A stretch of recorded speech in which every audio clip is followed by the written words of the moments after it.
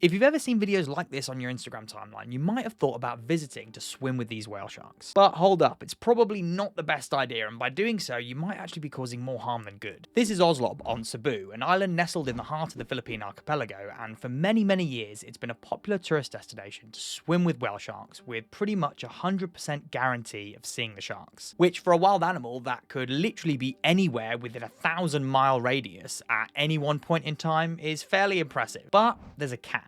These particular whale sharks are lured in with bait 7 days a week, 365 days a year, year after year. And how do I know all of this? Well, once upon a time, I was an on-site researcher collecting data on the daily happenings at Oslob, and importantly, what was going on with the whale sharks. So come with me today as we investigate the provisioned whale sharks of Oslob, and even though the ethics of it maybe isn't entirely black and white, we'll find out why you probably should never go here. Welcome back to another Shark Bytes episode, everyone. Now, let's rewind back all the way to 2011. In the sleepy fishing town of Oslob, 3 hours down the coast from Cebu City, something was bubbling away under the water. For years and years, locals had fished the waters of Oslob, mostly for shrimp, although in 2011, something was happening just offshore that they couldn't quite explain. In the very early hours of the morning, just as the fishermen headed out to start their day, they noticed a few whale sharks, locally called butanding, swimming around just offshore, feeding, as they always are. At night in the shallows, the shrimp rise to the surface, which brings the sharks really close into shore for a late night snack. Initially, the whale sharks were actually considered to be a nuisance to these fishermen, constantly getting in the way of their boats and their nets as they tried to catch the very same shrimp that the sharks were feeding on. And so to try and deal with this, what they'd do is they'd scoop a few handfuls of their catch and throw it in the opposite direction to where they were fishing to try and lure the sharks out of the way. As time went on, scuba divers occasionally visiting the area for its remote reefs noticed what the locals were doing and began paying the fishermen to bring the sharks towards them so they could have these incredibly close encounters with these massive sharks. And it was at this point the locals of Oslob spotted an opportunity. If they collected and stored enough of the shrimp during the night, they could then use that to keep the sharks around during the day,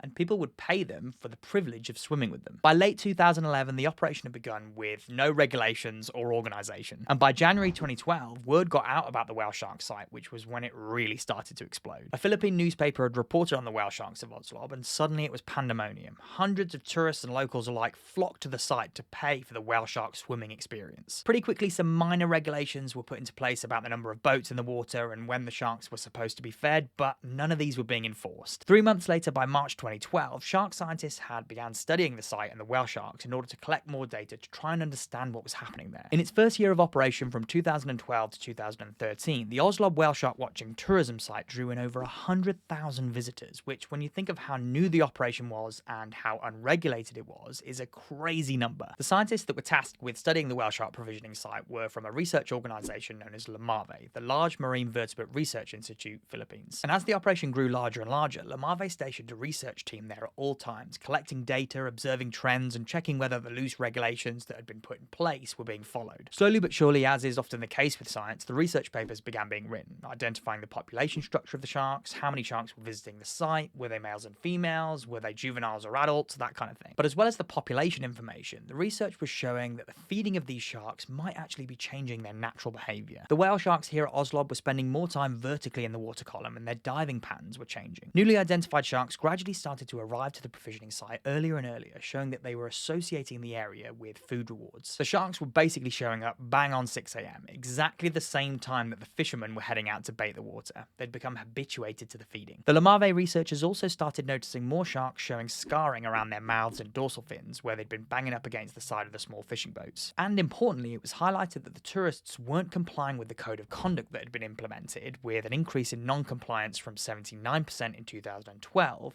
to 97% in 2014. Nearly 100% non-compliance from those tourists. All round, it was a bit of a mess, and that's where I come into the story. In May 2016, I headed out to the Philippines to begin my stint as a researcher at the Oslob provisioning site. Under the supervision of Gonzo, myself and other researchers were tasked with the daily work of monitoring the provisioning site and collecting data to be used in scientific publications. I'd been on field stints similar to this before, spending the previous year in Honduras doing my dive master and also working with sharks and rays in Utila. Although this specific site was a completely new experience for me. I'd never seen anything quite like it before. We'd wake up early. On some days, I think it was about 4:30 in the morning, and head to the site, gear up, and get in the water well before the hordes of tourists arrive. And you know what? I won't lie to you. That first hour that you're in the water and it's calm and flat and it's just you, a few few small fishing boats and about 15 massive whale sharks all swimming around you, that is a pretty magical experience. On some days, I just remember free diving down to about 10 meters and then looking up towards the surface and counting 5, 10, 15 sharks all within my eye line. It was just amazing. And then from about 6, half 6 in the morning, the chaos ensued. Sometimes up to 40 boats, each containing 6 or so tourists, would head out into this area, which is only about the size of half a football pitch. And it was just absolute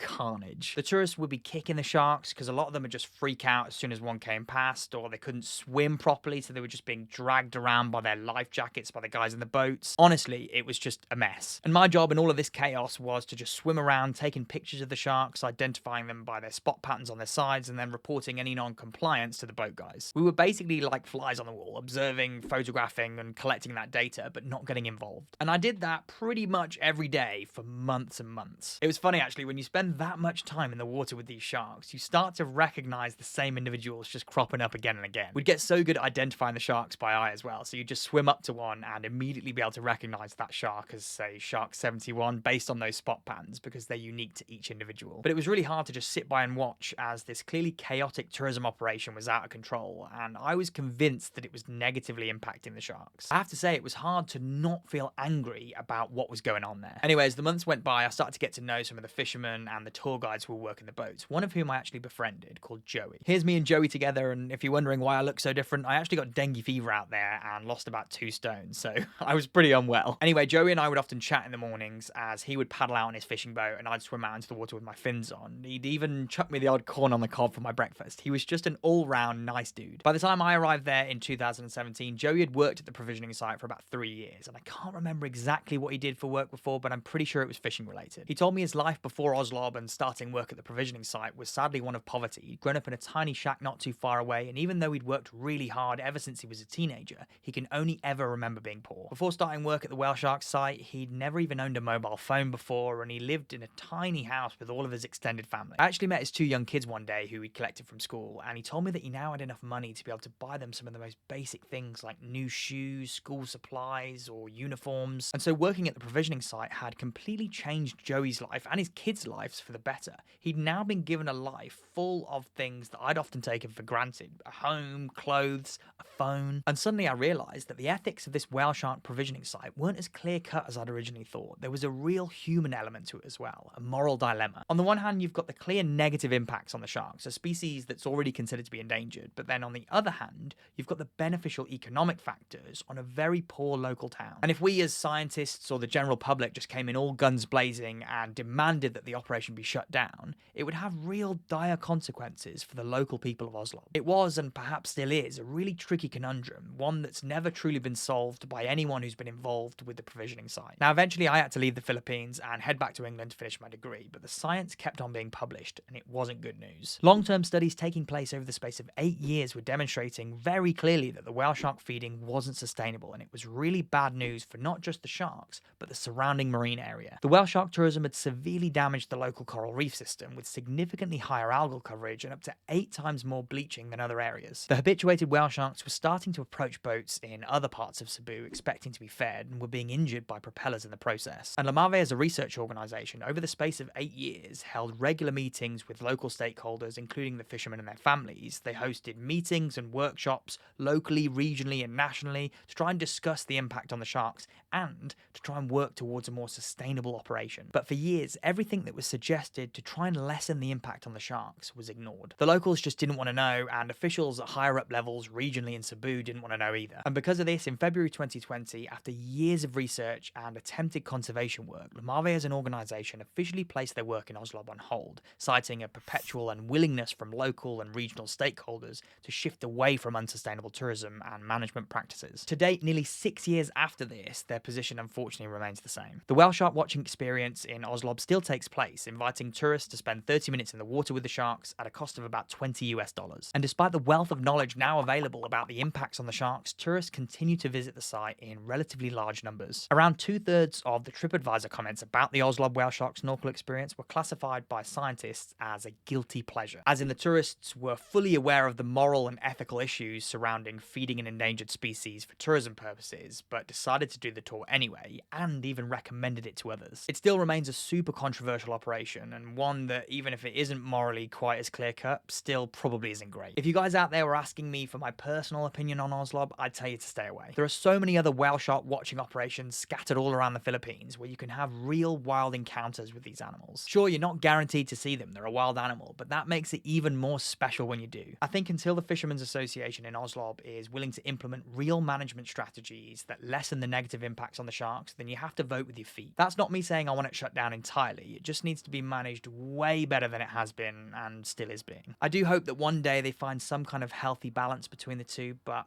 I'm not convinced they ever will. These massive sharks deserve our respect, but also our care as well. Some of the things they do are just amazing. Come to think of it, actually, did you ever hear about the ones that just love swimming around an oil field in Qatar? Well, if you haven't, I tell you all about it in this video here. For some reason, the whale sharks there are honing in on one single oil platform out of hundreds, and if you want to know exactly why that is, make sure you give this video a click. Honestly, it's bonkers. Go on, I'll see you there.